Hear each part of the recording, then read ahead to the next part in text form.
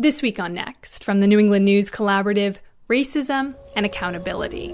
We talk to an activist who says today's call-out culture is toxic and advocates a different approach with allies. I think that we need to seek a different set of tools that are centered on respecting not only the human rights of the person who was harmed, but the human rights of the person who did the harm. And after the rise of protests against police brutality, we look at what has changed, from police reforms to employee walkouts. The idea of facing a huge corporation, it's a scary thing. It's not something you take lightly. Plus, refugees from the Democratic Republic of Congo find community in an Orthodox Armenian church in Rhode Island, and with a man named Manuk. When I talk to Manuk, I say, Manuk, I don't like America. What's up? And I say, I need to have the car, I need to have everything. Say, no, everything goes step by step.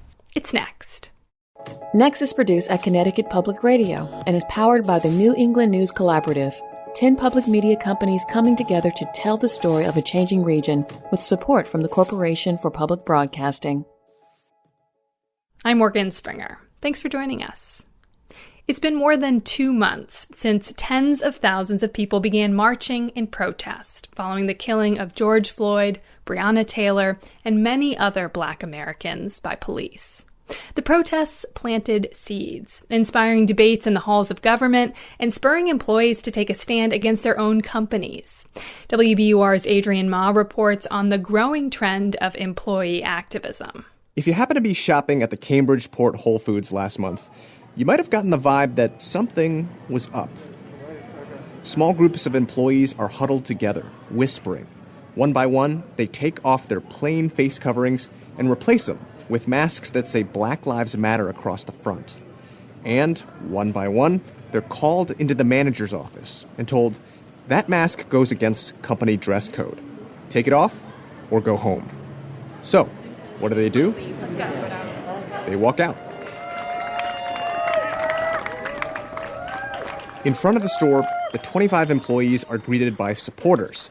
And that is when it becomes clear that this is a full-on organized protest aimed at getting Whole Foods to let workers wear Black Lives Matter clothing. That's such a basic statement, and for that to be considered controversial or political just really doesn't sit right with me. Severino Frith is a cashier at the store.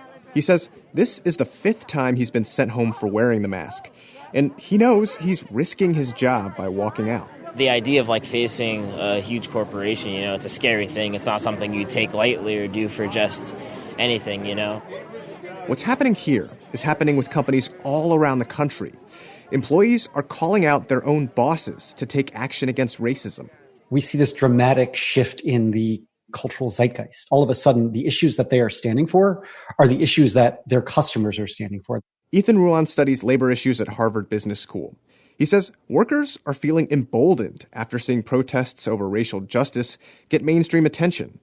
That goes for employees at huge corporations like Starbucks and smaller ones like the local bakery chain known as...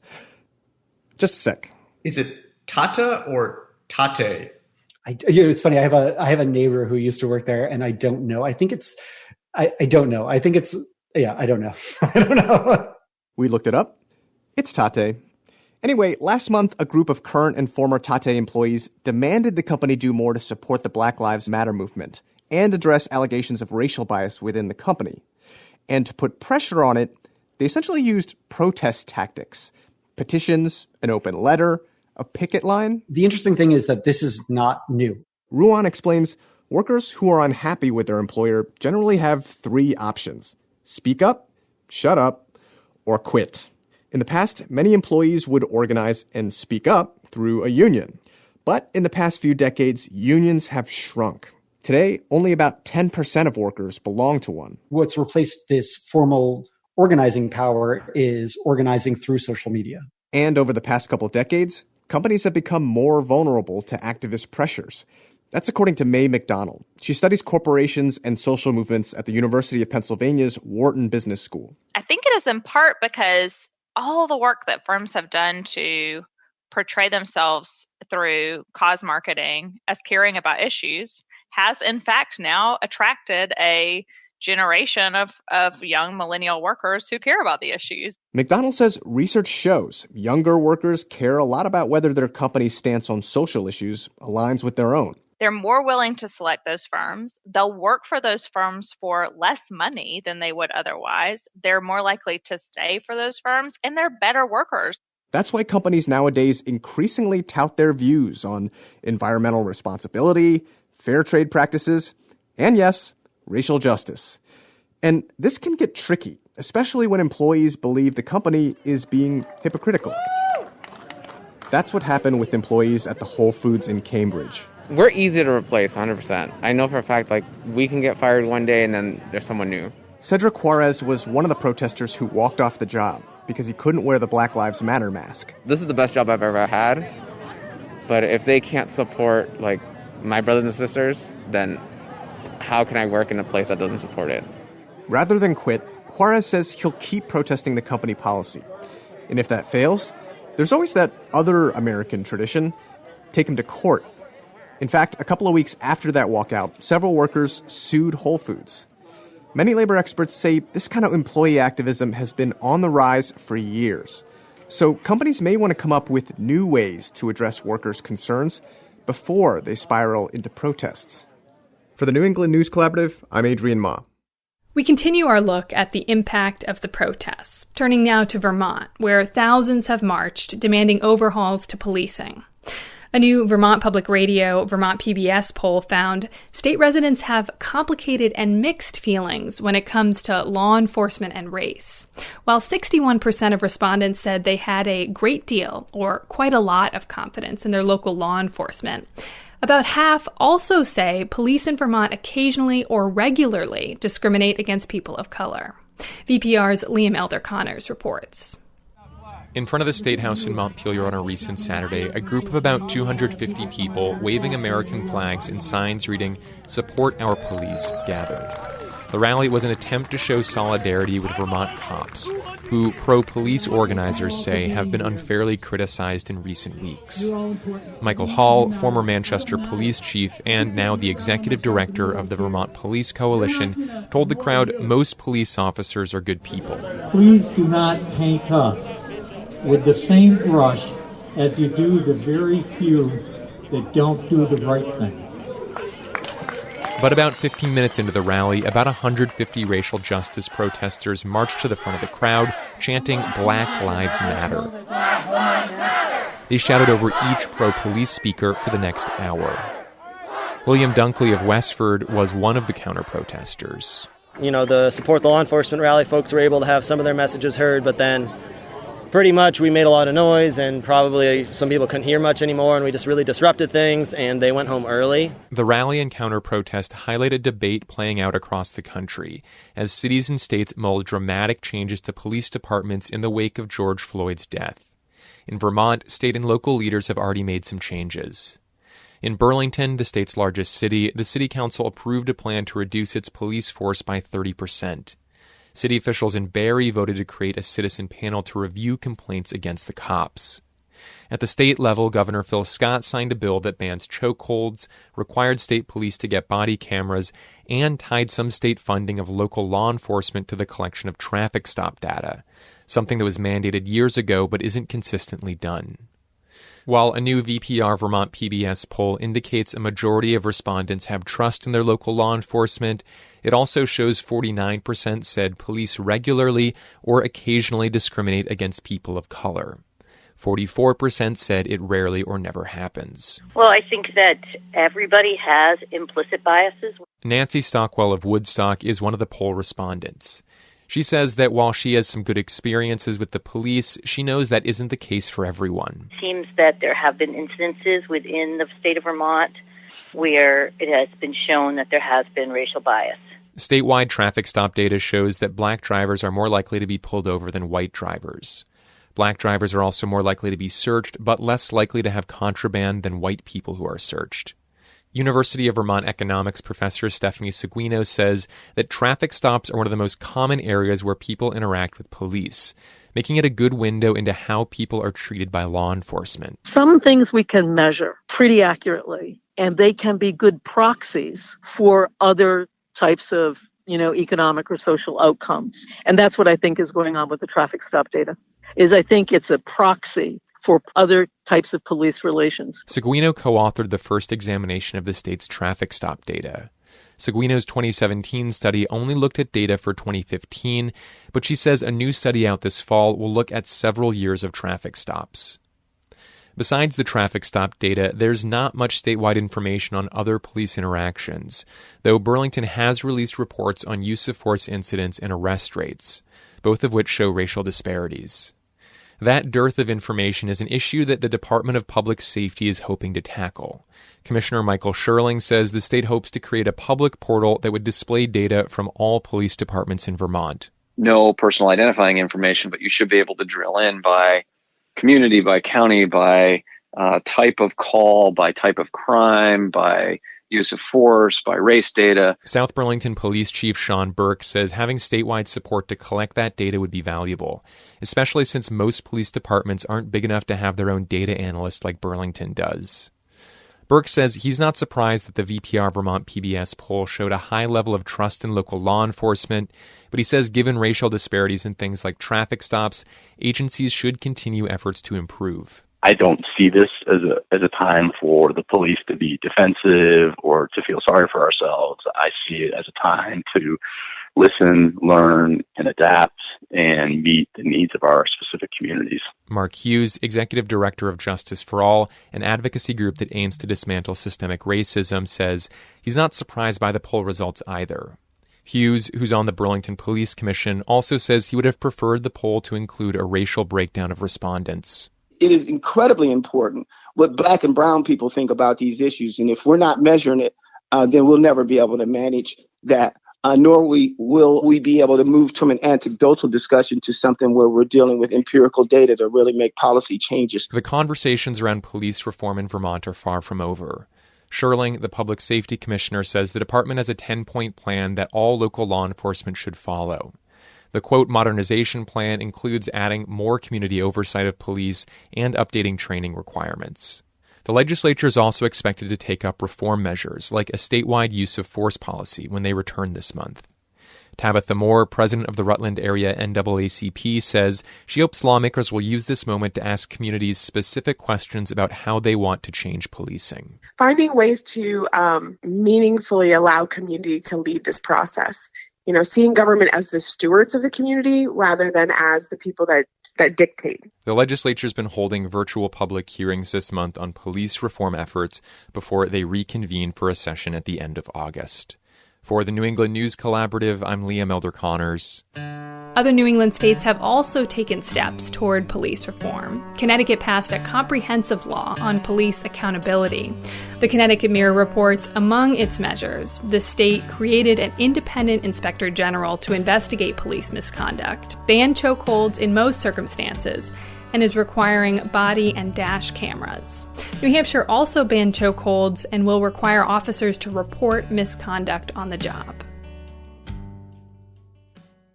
When a peer says something you think is racist, ignorant, or wrong, what do? Most people agree that staying silent is not a good idea. But do you talk to them privately or take them to task publicly? Known as call-out culture, some think public shaming is a way to further social justice and change. But not everyone agrees with that approach. Loretta Ross is one of them. She's an activist, visiting associate professor at Smith College in Massachusetts, and the author of the upcoming book, Calling in the Calling Out Culture, Detoxing Our Movement. Ross strongly supports calling out people in power, but says call-out culture among peers of the same social status is toxic. Last year, we spoke to her on Next. They immediately get defensive because they feel like you're attacking their character, their morality. And so it doesn't produce the positive outcome that you may desire when the people have shut down, become defensive, become angry, and double down on what they've said or done. Today, we want to continue that conversation with Professor Ross in the context of recent protests that have brought more awareness of systemic racism in America. Professor Ross, welcome back to Next. Thanks for having me on your show. So before we get to your views on call-out culture, I want to learn a little bit more about what motivated you to become an activist. And it's my understanding that your activism began in the 1970s at the age of 16 when you were a first-year student at Howard University. What happened? Well, my consciousness began to get raised even before I came to Howard. I was the victim of rape and incest in my high school years, and I ended up having that baby. And so I came to Howard as a single mother with trauma. And the first things that people put in my hands were the autobiography of Malcolm X and The Black Woman by Tony Cade. And that rocked my world because I had not really been exposed to a lot of political reading before that. I came from a very conservative family. And so it took off from there. Washington, D.C. was a hotbed of political activism. So amongst all those experiences, your role as an activist is born. Was it apparent to you at that age that call-out culture or cancel culture was toxic? We used to spend a lot of time trying to decide who was politically relevant, because that was our favorite word at the time. It became quite sectarian. People criticizing each other for the wrong way they were thinking or the wrong way they were dressing because it was the day of the big afro. And through the years, what I noticed was that many times, even though we argued, fussed, and fought, we really did figure out a way to unite in the face of a common opponent. And so what drew me to the Call Out book that I'm writing was about 6 years ago. I observed that somehow social media had made the criticisms that we were making privately to each other become very public and very minor, because they weren't really over anything substantive sometimes. It was just the way someone looked or the way someone used the wrong word. And so I said, well, why aren't we calling each other in? Because in fact, a call in is a call out done with love. It seems like anger could be a main emotion behind calling out. Would part of this practice of calling in be about channeling that anger into something else? Well, anger is a logical response to being hurt. Your first impulse is to hurt others. But anger is not a real sustainable emotion, because I found in my experience that anger eats me up inside. It doesn't provide me any joy. It doesn't provide me any peace. It really depends on my analysis of how intentional the harm was. I mean, if you hurt me on purpose, then you're going to get a totally different response than calling in. But if it was inadvertent, then I'm going to pause, stop and ask, well, when you said that, could you tell me a little bit about more what was going on with you when you said that? I've had dreadlocks for 40 years, for example. I actually had a woman searching for a way to compliment my hair, and she said, I love your hair. Do you wash it? And it took me aback. I wanted to respond, yes, I wash my hair. Do you wash yours? But I realized that she was trying to figure out what dreadlocks were. And so I said to her, yes, I do. And do you want to know more about my hair? And just to clarify, I mean, you're not suggesting that people just let things go at all. You're just saying hold people accountable in a different way. Absolutely. It's not about letting people off the hook or giving people a pass, but it's seeking to not do more harm when you're trying to hold someone accountable. I think that we need to seek a different set of tools that are centered on respecting not only the human rights of the person who was harmed, but the human rights of the person who did the harm. Because no one comes out the womb wanting to be a human rights violator. That is a trained conditioning. Now, there are people that I do deplatform. Hypocrites and Nazis are at the top of my list. But at the same time, I really don't think that I'm surrounded by hypocrites and Nazis. As I mentioned at the top, you've said that you fully support calling out people in positions of power. Now, some would argue that many white people, like myself, are inherently in a position of power because they're white and have benefited from white supremacy. So they might say, it's not a problem if they're held accountable publicly. What do you think about that? Well, white supremacy is a body of ideas. It's not a race of people. If you have those toxic ideas around white privilege and white superiority, then I'm probably going to have a different conversation with you because that means you subscribe to those ideas. If you are living whiteness differently, where you're rejecting white supremacy and trying to manage and deal with your white entitlement, then I'm going to have a different conversation with you. The other thing about white supremacist ideas is that you don't have to be white to have them.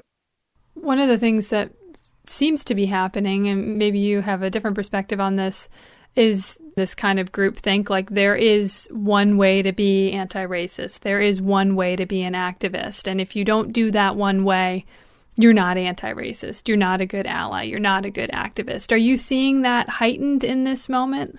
Well, I think that people are leaning far more into judging each other's activism than perhaps I've experienced in the past, because they have an artificially induced expectation of how pure politics should be or how pure activism should be. And that doesn't deal with the messiness of life, politics, or activism. You don't really have to criticize other people's activism because there's enough oppression to go around, and they can work on it in their way and you can work on it in your way. And trust me, you'll never run out of oppression. And yet I find that young people have this false illusion that there's only one perfect way to be an activist. And they are immensely self-critical because they always think they're not doing enough, that they should be doing more, that they've got to stay silent in case somebody calls them out because they might use the wrong word or suggest the wrong strategy. And instead of building the movement, we're building fear in the movement.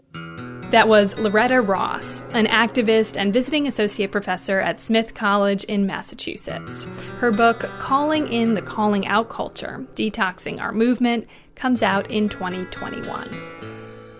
It's that point in the show where we want to hear from you, our listeners. What do you think about the state of activism today? How do you hold people accountable? Or what's your goal? Share your perspective at 860-275-7595. Again, 860-275-7595. Or you can email us at next@ctpublic.org. One more time, that's next@ctpublic.org. And thank you. After the break, tensions over the Black Lives Matter movement in Vietnamese American communities in Massachusetts. Plus, baseball in a pandemic and without fans? A former player reflects on the moment. It's next. Next is made possible in part by our founding supporters who believe in the power of collaborative news coverage, including the Common Sense Fund, supporting the New England News Collaborative in its coverage of climate change and the evolving clean energy economy. Support also comes from Douglas Stone and Mary Schwab Stone through the Smart Family Foundation of New York. Welcome back. I'm Morgan Springer. Communities across the country and in New England are coming to terms with the Black Lives Matter movement in different ways. As Philip Martin of the WGBH News Center for Investigative Reporting tells us, it's an issue that stirred up a painful divide in Vietnamese American communities in Massachusetts. Earlier this summer, first-time state representative Tram Nguyen of Andover released a video on YouTube explaining why she thought it important to support Black Lives Matter's underlying message. We can't fight against racism directed towards our community while standing complicit in a system that disproportionately discriminates, devalues, and criminalizes and brutalizes our Black friends and neighbors. Representative Nguyen says she knew that some within the area's estimated 30,000 plus Vietnamese community would react negatively, but she said she did not expect her embrace of Black Lives Matter to lead to personal attacks on her and what she calls vile anti-Black rhetoric. I also didn't anticipate equating Black Lives Matter to socialism and communism. Complicity with communism are fighting words in Vietnamese communities. That accusation was allegedly hurled by Bao Chow Kelly, a pro-Trump activist from New Hampshire. Here's Chow Kelly at an anti-Black Lives Matter rally in Concord, New Hampshire, attended by armed counter-demonstrators. So you want to say why you're here? I'm here for All Lives Matter. Yeah, okay. And tell these Black Lives Matter people to go home. Yes. WGBH News reached out to Chow Kelly via Facebook and telephone, but received no reply. Chow Kelly, with a large following on social media, has organized and taken part in several anti-BLM rallies. At one or two, she crossed paths with Tammy Nguyen, Representative Tram Nguyen's younger sister.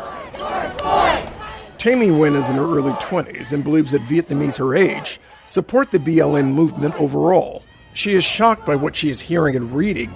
Nguyen says some of what she's seeing is not just racism, it's more specific than that. There's so much anti-Blackness rhetoric within the community. I'd start joining Facebook groups to read more about why folks are so against the current movement. I'm just still in the appalled level of it. Nam Pham is an elder in the Vietnamese community and Massachusetts Assistant Secretary for Housing and Economic Development. As North Vietnamese troops moved into Saigon in 1975, Pham made his way to the United States, eventually settling in Dorchester's Fields Corner in 1981. We just needed a place we could call home. Pham explains that most Vietnamese in the area came from the south of the country and were ardently anti-communist. Many identified with the Republican Party and viewed African Americans generally as liberal. Also, some accepted racist stereotypes of African Americans as criminals and people to be feared. But Pham says he's tried over the years to explain to fellow Vietnamese that the community would not be as successful as it is if not for Black Americans. Without the fight for civil rights by African Americans, our life in America would have been much more difficult. And on top of that, many of our small business become prosperous because our customers are African Americans. Lisette Lay arrived in the U.S. as a child. She's executive director of Viet Aid, a community development organization in Dorchester's Fields Corner.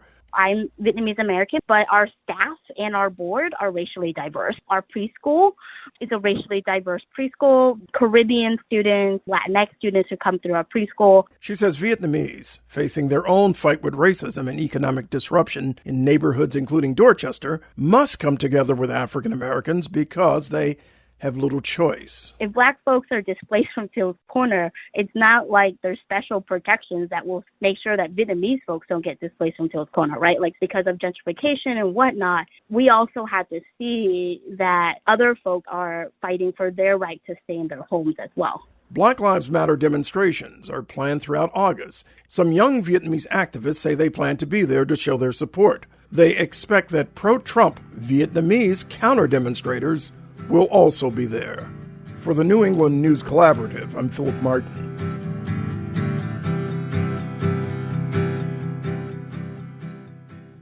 It's been about 3 weeks since Major League Baseball's opening day.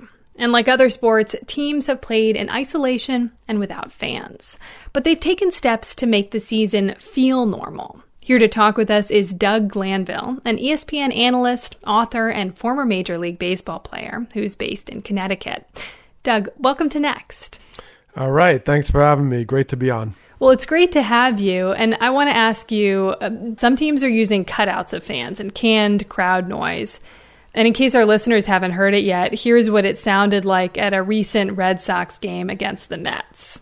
Puts this one in the air. This one is high and deep to left. Davis going back, and it's gone. So the Red Sox won that game. But, Doug, what do you think? How's that can sound? I mean, it's certainly how fans are digesting the sport now because of the distance. We're at home. Then it just comes to understanding the timing, the crescendos, and sort of giving it as natural a feel as possible. But certainly that sounded pretty authentic from my end. Yeah, so you've played in front of a stadium full of fans. What was that like in comparison? There's so many subtleties in sort of the inflections of the fans that I don't think you could capture it, exactly. Players are conditioned to know exactly how it kind of plays on the road, at home. I don't think they've been playing, for example, booing on the road, right? So I think they've tried to avoid that. And of course, that's part of the game. But you can't replace the energy of fans with canned noise or cutouts in your stadiums. No, absolutely not. And I think the other aspect of it is it's a little bit oversimplifying it when you try to reduce fans to sort of a mob. And so, yes, I understand what they're trying to simulate, but that could never sum up and capture the whole spectrum of experiences a player has with fans. And I think that's a good thing to recognize that with humility, that there is something so magical and so unique about what the fans bring to a game that you can't copy it. And that's okay. And that gives us something aspirationally that we're striving to recapture. And we're also gaining a certain level of appreciation for it in a way that only can happen when it's taken away. The NBA formed a bubble in Disney World, and as of this taping, hasn't had a major coronavirus outbreak. The MLB has gone a different route, with players traveling to different cities to play and going home after games, and there have been outbreaks. Most recently, there were more people from the St. Louis Cardinals who tested positive. What does this do for a team's chances at a postseason run? Well, this is so much uncertainty within what we're all experiencing, but certainly from a competitive, balanced baseball standpoint, they don't know what's going to happen. And you've had two teams now deal with outbreaks. The Cardinals seem to kind of be even ongoing. And I think one of the challenges is start to look up and you see the Cardinals have only played 5 games, and then there's teams in their division that have played 17. And at a certain point, that is unsustainable, because how do you judge, the end of the season or who wins the division based on teams that have had so many different levels of gameplay? They're going to have to continue to evaluate this in real time and make some adjustments as necessary, which I expect are going to be necessary. In a New York Times op-ed that you recently wrote, you say, quote, "We hope that we will one day retire this virus," with an asterisk, "to our scariest of histories, and that baseball and other sports will help get us there by aggressively gathering information about the risks we are all facing." How do you think baseball can help us gather information during this time? Well, for starters, they're truly on the front lines of this virus when it comes to electively being constantly exposed in certain ways. And to some degree, it's an experiment. We're watching an environment that in theory has the best defenses if you're going to be in this environment. They have relatively unlimited resources. They have access to testing and quick turnaround times.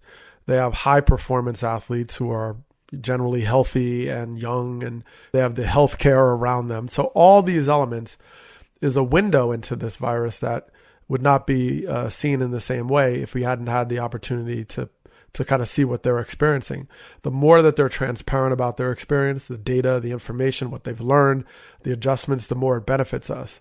Doug Glanville is an ESPN analyst and former player. Doug, thanks so much for talking with us. Absolutely. It's my pleasure. Coming up, a refugee family flees the Democratic Republic of Congo and finds community in an Orthodox Armenian church in Providence, Rhode Island. It's next. Next is made possible in part by our founding supporters who believe in the power of collaborative news coverage, including the John Merck Fund, supporting the New England News Collaborative in its coverage of climate and clean energy. Okay, we're back. It's April 2019 in Providence, Rhode Island. We're at an Orthodox Armenian church called St. Vartanants, where a group has gathered for the baptism of 8 siblings, refugees from the Democratic Republic of Congo. This next story comes from Mosaic, a podcast about the American immigrant experience produced at the Public's Radio. It's a story about how a community of Orthodox Armenians, immigrants with their own tragic history, is helping present-day refugees find their way to an American dream. As hosts Ana Gonzalez and Alex Nunes report, in the 100-plus years since the Armenian genocide, these Armenian Americans have established themselves in Rhode Island and the United States in general. It's hard to believe that some of the best legislators came off that street. That's Manug Kaprielian. He's a staple of the Armenian community in Providence. And he's talking about what he calls the original community of Armenians up on Douglas Avenue in Smith Hill. We had people that didn't know the one word of English language, but became the Chief Justice of the Rhode Island Family Court. But obviously, getting to that point is a process. It takes generations of families and community to create stability and wealth. Yeah, and those first few years after someone immigrates to the United States are particularly difficult because it's an entirely new world, and they're usually realizing that America isn't what they thought it was going to be. Sometimes we're watching the move for the United States. You can see, this is the life for United States. This is Clement. He's 20 and the oldest of those 8 kids in St. Vartanants. I'm sitting with him and his mom, Pachuna, in their apartment on the south side of Providence. Because if you see the 50 Cent, the Lil Wayne, sometimes you watch the move, the Van Damme. You know Van Damme? Van Damme, yeah. Chris Brown. The Chris Brown. Sometimes like that, the superstar for this country. So this is the life for United States. So Jean-Claude Van Damme, 50 Cent, and Lil Wayne are Clement's ideas of classic Americans before he gets here. Yeah, but he's finding out that the American life in the movies and music videos he and his siblings love isn't the life he gets to lead. But I don't think many things on the future. But for this time, I think about my school. Because I want to start to school to finish my school. This is my project, the first project I have. And every day I pray to God to help me to found the school. Mm-hmm. This is my future, I think, every day. But Clement can't go to college because he hasn't been able to get a green card. And you need a green card to get federal financial aid. So instead, he got a job washing dishes in Cranston. It helps his mom pay the bills refugee resettlement agencies won't cover. And she's working too. So she works as a housekeeper in a hotel. This is Pachuna, Clement's mom, speaking to me through an interpreter named Winifred. She's not going to serve her children breakfast. She just prepares everything because she has to leave at 5 o'clock in the morning. Pachuna takes 3 buses to get to work in Newport. It takes 2 hours each way. Which hotel in Newport? Chanel Hotel. Chanel Hotel. Okay. The Chandler Hotel is one of the fanciest places in Newport, by the way. Yeah, and Pachuna works there all day and then comes home to cook for her 8 kids. All right, so just to be clear, the family is getting help from resettlement agencies here, right? Yeah. Yeah, so they weren't just plopped down in the middle of a foreign country to fend for themselves. No, they weren't. They have case managers at Dorcas International, and they're getting additional support from the Armenian community. Okay, yeah, all right, got it. So let's talk about that a little bit more, though. How does a family of 9 Congolese refugees end up in an Orthodox Armenian church? I mean, that seems almost random. How do they wind up being baptized there? Okay, to understand that, we need to go back about 40 years to a small village in the Democratic Republic of Congo.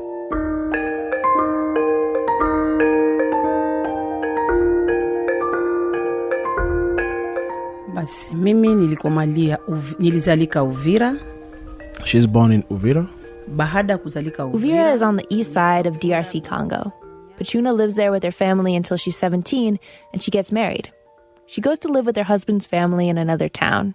She has 2 sons almost immediately, and then the war starts. So it was a civil war with many different factions. Again, that's Winifred, Pachuna's interpreter. Her husband then left her when the war had started. Her husband goes to fight in the war, and Pachuna lives with her father-in-law. She comes back from the market one day and sees him being killed by rebel soldiers. They took her. They captured her. Pachuna is crying as she retells this next part. So the soldiers, quotes, took her and wounded her with a knife, stabbing her in her upper leg. They let her go, but she's all alone. Her husband's still fighting, and her only family has just been killed. So she takes her 2 babies, straps one to her front and the other to her back. And she walks. She walks for 6 miles on a wounded leg until she comes across another woman. And she explained to this woman that she did not know where she was going, that she had seen a person killed in front of her own eyes, and she was traveling, fleeing a war zone. And so the woman said, well, come and stay with me. They stay together for 2 weeks. Pachuna heals. But then it becomes clear that this village in the Congo isn't safe from the war either. So Pachuna and this woman cross the nearby lake into Burundi. It's the year 2000, and Pachuna never goes back to the Congo.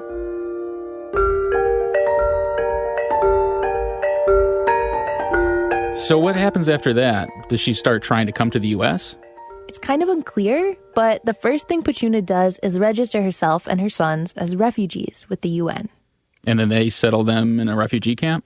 No, she actually starts working, and she sells vegetables at a market. She's self-reliant, taking care of her babies with some help from new friends.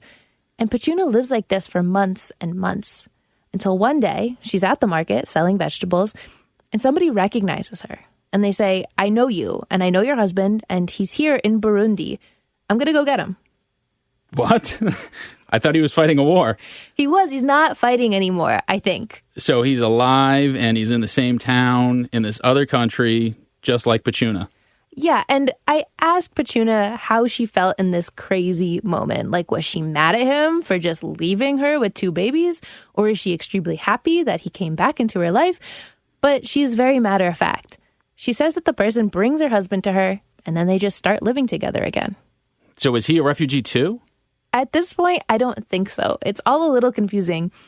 But Pachuna tries to get him added to her case with the UN, but they tell her that the deadline to add a spouse has passed. So what did they do then? Nothing. It doesn't really affect their daily lives, at that point anyway. It becomes important later. But they're living in an apartment. Pachuna keeps selling vegetables, and her husband is a skilled tailor, so they're able to make ends meet. And they live like this in Burundi for 15 years. And they have 6 more kids. So now there's Clement, Armand, Henri, Claudine, Ketia, Gigi, Edgar, and baby Victor. 15 years, 8 kids. That's like a whole life. Why did they want to leave after all those years? Well, Clement answers that question best. Burundi is not my country. My country is Congo. But I'm a refugee in Burundi. We don't like to live in Burundi or to live in my country because in my country, no peace. And Burundi is the same thing. Police in Burundi can stop anyone they feel like at any time and ask them for their IDs, and then tell them that their cards aren't valid or aren't even their ID cards. They beat people up, arrest them for weeks, and won't stop until you pay them enough money. Clement says it's worse for Congolese refugees.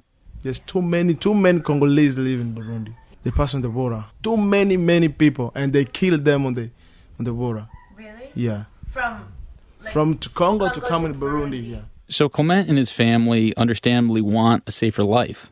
Yeah, but they don't know when that will be. But one day, in 2018, Pachuna gets a phone call. They call mom on the phone and say, we need to see you. It's the family's case manager at the UN. They tell Pachuna that she and her 8 kids are cleared to be resettled in the United States.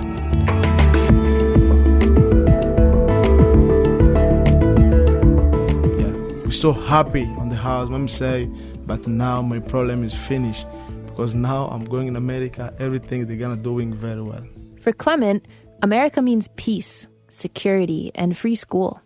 It's the home of Jean-Claude Van Damme and 50 Cent. It's the promise of what he calls the good life. But the UN says only Pachuna and her kids can be resettled, not her husband. Right. He's gonna have to stay in Burundi. Pachuna tells her husband this is a chance to give their children something she never had. Peace and endless opportunity. And she can't pass that up. So she said, you've done everything for me that you could, but I should just continue on my own trajectory. And she told him that she would work to try to get him with her. Now, this is obviously a bigger moment and a bigger conversation for Pachuna than she's telling us. Right. Because you don't just leave your spouse to go to another country forever with your kids without some tears and some emotion. And while Pachuna doesn't really talk about her emotions like that, Clement does. That's not easy. Everybody think about him. But I cry about him because every summer I was together with my dad. He told me be strong only. Be strong for everything because the family, all the family, they look at about you because I'm not over there. Everything I want to do if I was over there, if I will be over there, you want to do that in my place because I'm not. I said, okay, I want to do that.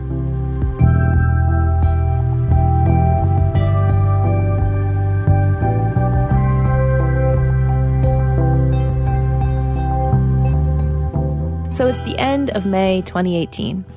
Petuna is a single mom for the second time in her life, and she and her children are on their first ever plane ride to a place they'd never heard of, Providence, Rhode Island. And on the east side of Providence, a landlord is getting one of his apartments ready for a family of 9 refugees. They're not going to end up living in a place like this, but it is their first stop. It's Manu Caprielian again. He owns a fancy apartment building on the east side of Providence in Wayland Square. Normally, visiting Brown professors and minor league baseball players rent his apartments. But for the past 2 years, Manuk has been working with Dorcas International, providing an apartment for refugees when they first get here until they find a more permanent place to live. He's housed over 70 people. There's a figure that every second, 11 refugees are made in this world somewhere.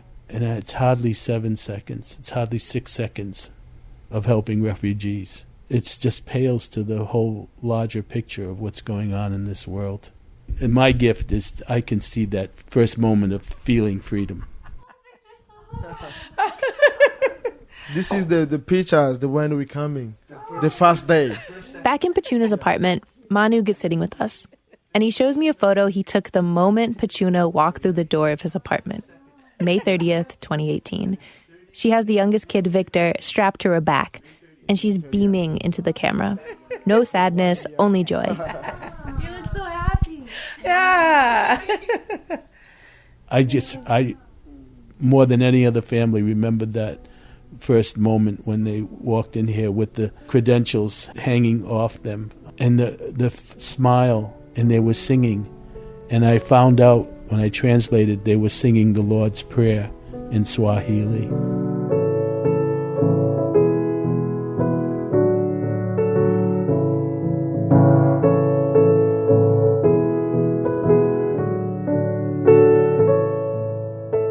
The Mulilikwa family are Christians, and back in Burundi, going to church was a huge source of community and fun.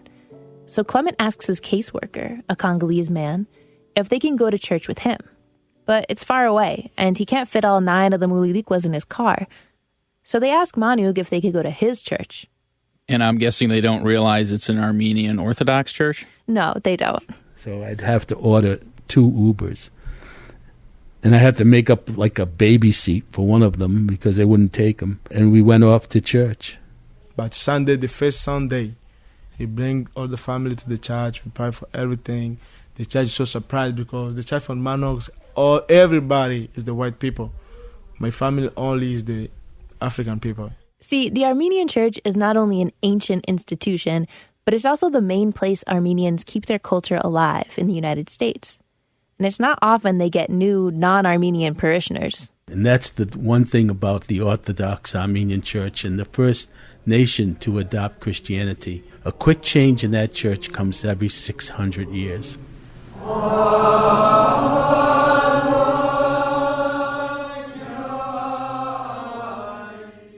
That was an excerpt of the podcast Mosaic from the Public's Radio in Rhode Island.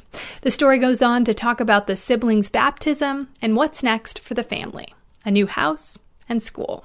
Because when I talk to Manog, I say, Manog, I don't like America. What's up? And I say, I need to have the car, I need to have the everything. Say, no, everything goes step by step. We'll have a link to the entire episode of the show, so you can check it out at our website, nextnewengland.org. And that's it for Next this week. You can find our show wherever you get your podcasts. Just search Next New England. Also, will you do us a favor? We're surveying listeners to get their take on the show. What you like, what you might do differently. Can you take a moment to tell us? We have a link at nextnewengland.org. Next is produced by me, Morgan Springer. Vanessa De La Torre is our executive editor. The executive producer is Katie Tolarski. Daniela Luna is our intern. All the music you hear on Next is by musicians in New England. If you want to know who you heard today, visit our show page at nextnewengland.org. The New England News Collaborative is powered by the Corporation for Public Broadcasting, Connecticut Public Radio, Vermont Public Radio, New Hampshire Public Radio, Maine Public Radio, New England Public Media, WBUR, WCAI, WGBH, WSHU, and the Public's Radio.